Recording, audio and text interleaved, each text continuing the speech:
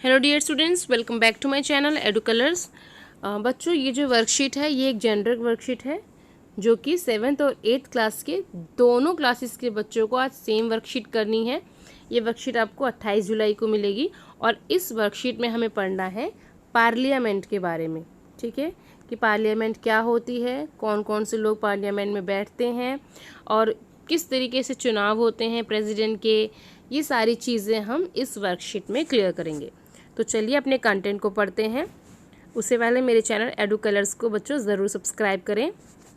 देखिए, parliament is a supreme of law making body in India.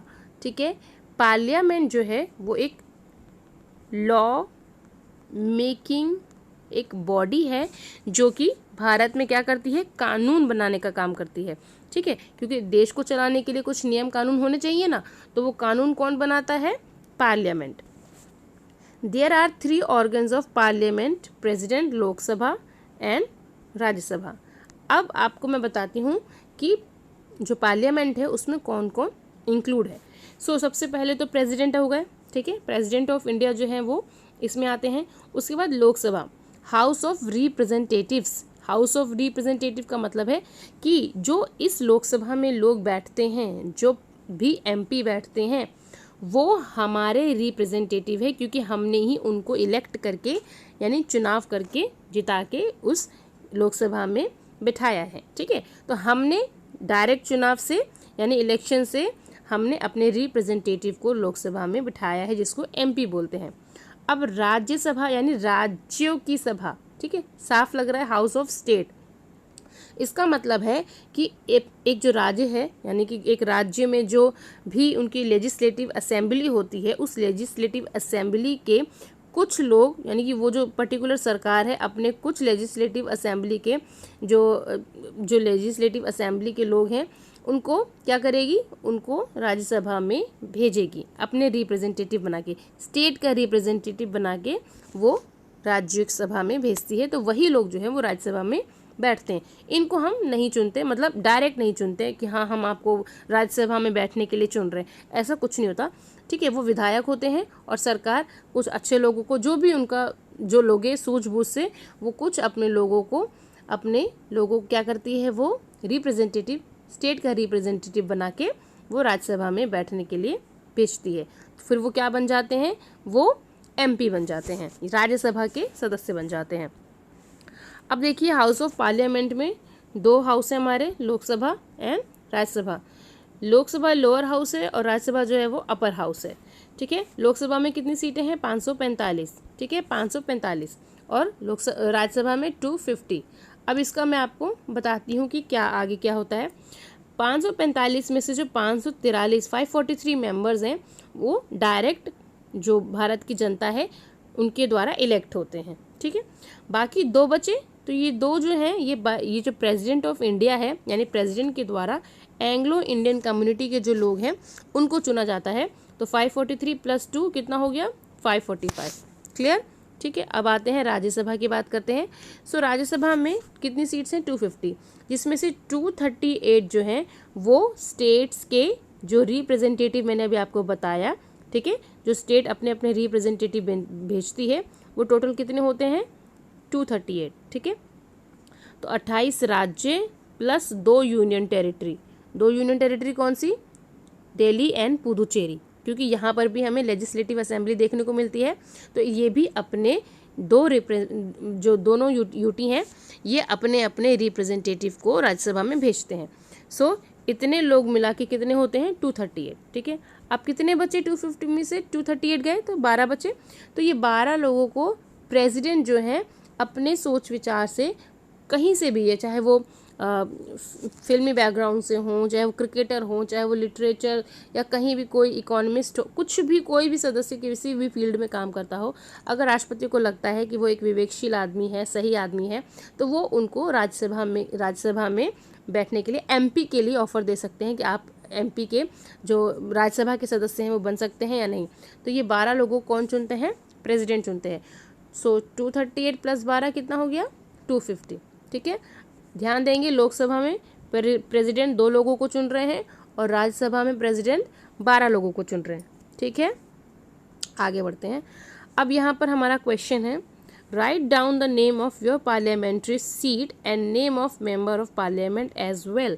यानी कि आपका एरिया जो है वो कौन से पार्लियामेंट्री सीट का आता है। जैसे कि दिल्ली की बात करते हो तो दिल्ली को 7 पार्ट्स में डिवाइड किया गया है, ठीक है। South Delhi, east Delhi, west Delhi, north west, north east, central Delhi, इस तरह से 7 पार्ट्स में डिवाइड किया गया।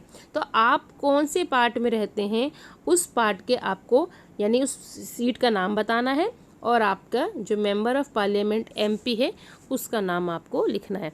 जैसे मान लीजिए मैं साउथ दिल्ली से बिलोंग करती हूँ तो मैं क्या लिखूँगी, मेरी सीट का क्या नाम हुआ, साउथ दिल्ली, ठीक है ना।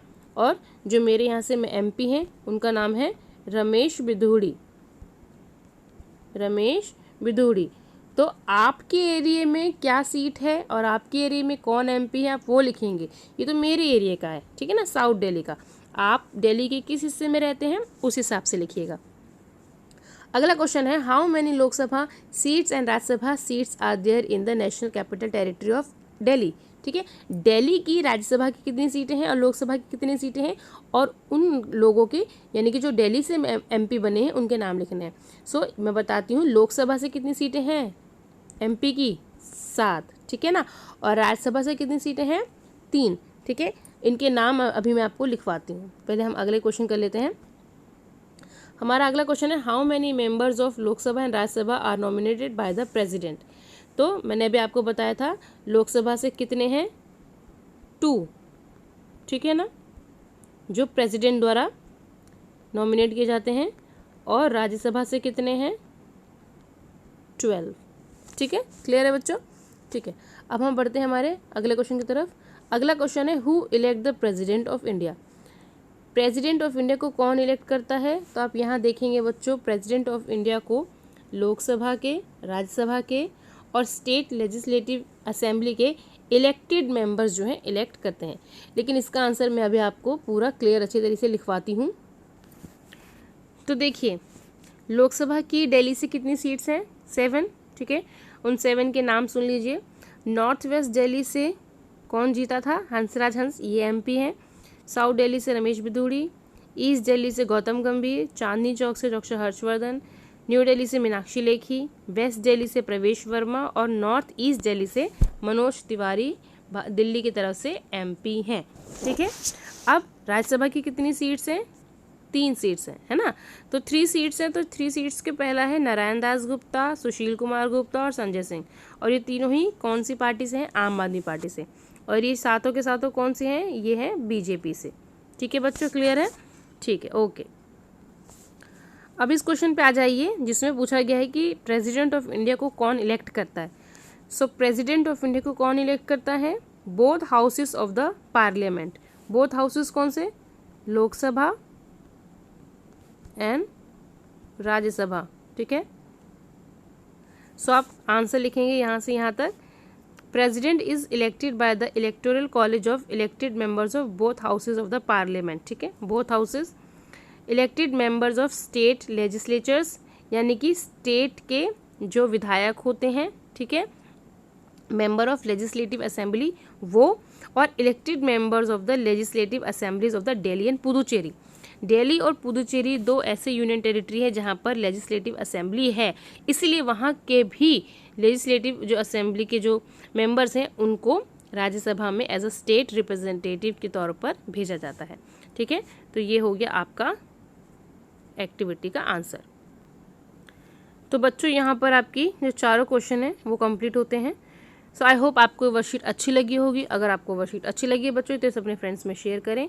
मेरे चैनल एडू कलर्स को सब्सक्राइब करें। वीडियो देखने के लिए थैंक यू सो मच।